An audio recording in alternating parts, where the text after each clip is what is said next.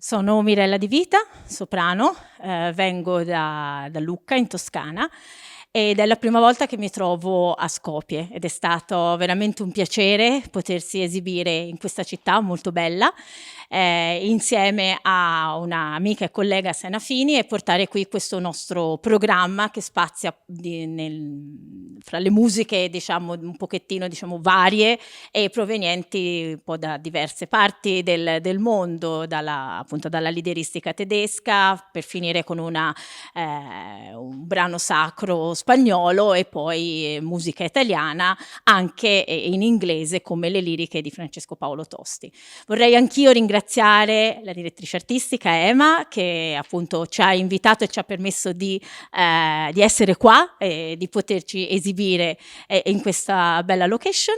Volevo dire ecco due parole sul programma. È stata una scelta che abbiamo fatto insieme con Sena, programma appunto che alterna musica vocale e musica pianistica, appunto con diciamo così una specie di piccolo viaggio intorno al mondo.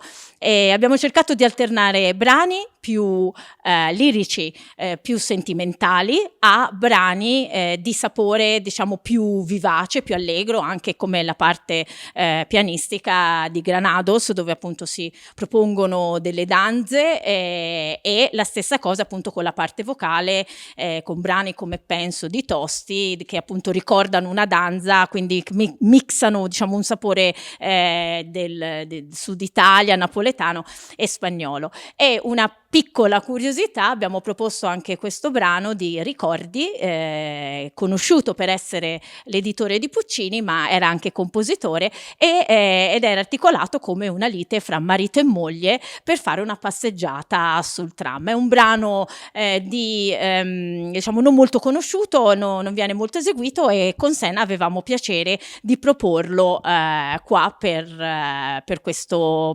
festival, per questa serata. È stato un piacere e speriamo di rivederci presto.